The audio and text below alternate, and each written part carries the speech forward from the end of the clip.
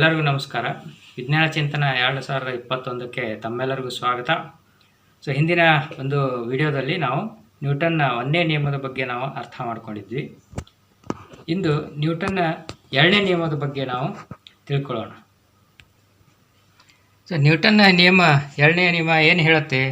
ಒಂದು ಕಾಯಕ್ಕೆ ಅದರ ಮೇಲಿನ ಬಲಪ್ರಯೋಗದಿಂದ ನೀಡಿದ ವೇಗೋತ್ಕರ್ಷವು ಕಾಯದ ಮೇಲೆ ಪ್ರಯೋಗವಾದ ಬಲಕ್ಕೆ ನೇರ ಅನುಪಾತದಲ್ಲಿಯೂ ಮತ್ತು ಬಲಪ್ರಯೋಗವಾದ ದಿಕ್ಕಿನಲ್ಲಿಯೂ ಹಾಗೂ ಕಾಯದ ರಾಶಿಗೆ ವಿಲೋಮ ಅನುಪಾತದಲ್ಲಿಯೂ ಇರುತ್ತದೆ. The acceleration of an object as produced by net force is directly proportional to force applied and inversely proportional to mass of the object. ಇಲ್ಲಿ ನಾವು ಲಾನ ನಾವು ಅರ್ಥ ಮಾಡ್ಕೊಂಡ್ವಿ. ಇದರ ಒಂದು ಕುರಿತು ಮೊದಲು ಒಂದು ಪ್ರಯೋಗವನ್ನು ಮಾಡಿ ನಾವು ನೋಡೋಣ.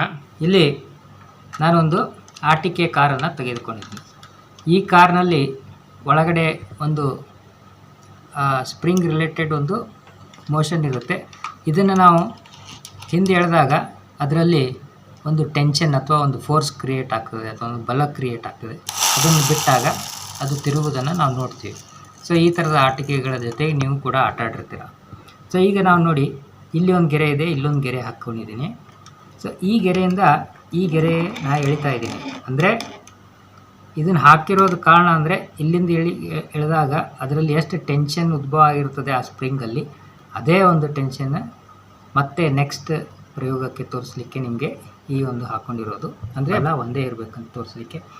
ಈಗ ನಾನು ಈ ಕಾರನ್ನು ಇಲ್ಲಿಂದ ಇಲ್ಲಿಗೆ ಹಿಂದ್ಗಡೆ ಎಳೆದಿದ್ದೀನಿ. ಅಂದರೆ ಅದರಲ್ಲೊಂದು ಬಲ ಉಂಟಾಗಿದೆ. ಈಗ ನಾನು ಬಿಟ್ಟಾಗ ನೋಡಿ ಅದರ ವೇಗೋತ್ಕರ್ಷ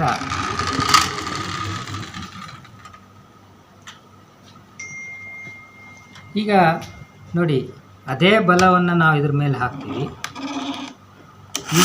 ಈಗಿರುವಂಥ ವೇಗೋತ್ಕರ್ಷವನ್ನು ನೀವು ನೋಡಿದ್ರಿ ಅಥವಾ ಅದರದ ಒಂದು ವೆಲಾಸಿಟಿ. ಈಗ ಇದ್ರ ಮೇಲೆ ನಾನು ಇದರ ಭಾರವನ್ನು ನಾನು ಹೆಚ್ಚಿಗೆ ಮಾಡ್ತೀನಿ. ಅಂದರೆ ಇದರ ಒಂದು ದ್ರವ್ಯರಾಶಿ ಹೆಚ್ಚಿಗೆ ಮಾಡ್ತಾ ಇದ್ದೀನಿ. ಬಲ ಅದೇ ಇದೆ. ಈಗ ನಾನು ಬಿಡ್ತೀನಿ ನೋಡಿ ಏನಾಗ್ತಾಯಿದೆ, ಇಲ್ಲಿ ಅದರಲ್ಲಿ ವೇಗೋತ್ಕರ್ಷ ಕಡಿಮೆ ಆಗ್ತಾಯಿದೆ. ಇಲ್ಲಿ ಏನಾಗ್ತಾಯಿದೆ, ಭಾರ ಅಥವಾ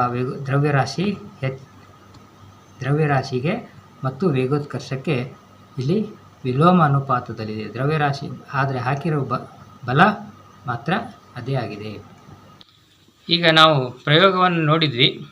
ಈಗ ನ್ಯೂಟನ್ನ ನಿಯಮದ ಪ್ರಕಾರ ವೇಗೋತ್ಕರ್ಷ ಎ ಇಲ್ಲಿ ಬಲಕ್ಕೆ ನೇರ ಅನುಪಾತದಲ್ಲಿರುತ್ತದೆ. Acceleration is directly proportional to the force. Let us take it as 1. ಇದನ್ನು 1 ಅಂತ ಅಂದ್ಕೊಳ್ಳೋಣ. ಹಾಗೆ ವೇಗೋತ್ಕರ್ಷ ದ್ರವ್ಯರಾಶಿಗೆ ವಿಲೋಮ ಅನುಪಾತದಲ್ಲಿರುತ್ತದೆ. Acceleration is inversely proportional to the mass. ಇದನ್ನು ನಾವು 2 ಅಂತ ತಗೊಳ್ಳೋಣ. ಈ 1 ಮತ್ತು 2ರಿಂದ ನಮಗೆ A is proportional to F/m. ಇಲ್ಲಿ ಅಥವಾ ಹೀಗೂ ಬರೀಬೋದು, ಅಥವಾ A is equal to KF/m. ಇಲ್ಲಿ ಕೆ ಅನ್ನೋದು ಒಂದು ಅನುಪಾತೀಯ ಸ್ಥಿರಾಂಕ. Here K is proportional constant. ಇಲ್ಲಿ ನಾವು ವೇಗೋತ್ಕರ್ಷವನ್ನು 1 ಮೀಟರ್ ಪ್ರತಿ ಸೆಕೆಂಡ್ ಸ್ಕ್ವೇರ್ ಅಂತ ಅಂದ್ಕೊಳ್ಳೋಣ. ಮತ್ತು ದ್ರವ್ಯರಾಶಿ 1 kg ಇದ್ದಲ್ಲಿ ಆಗ ಕೆಯ ಬೆಲೆ 1 ಆಗುತ್ತದೆ. ಹೀಗೆ ಇದ್ದಾಗ ಅದನ್ನು ನಾವು ಹೀಗೆ ಬರೀಬೋದು, a is equal to F/m ಆಗ್ತದೆ. ಇದನ್ನು ಗಣಿತಾತ್ಮಕವಾಗಿ this same can be written mathematically as F is equal to m into A.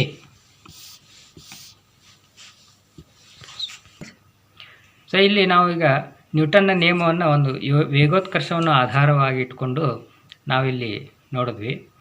ಇದೇ ಒಂದು ನ್ಯೂಟನ್ನ 2ನೇ ನಿಯಮವನ್ನು ಸಂವೇಗವನ್ನು ಆಧಾರವಾಗಿ ಇಟ್ಕೊಂಡು ನಾವು ಹೇಗೆ ಅದನ್ನು ಅರ್ಥ ಮಾಡ್ಕೊಳ್ಳೋದನ್ನು ನಾನು ನಿಮಗೆ ಈಗ ತಿಳಿಸ್ಕೊಡ್ತೀನಿ.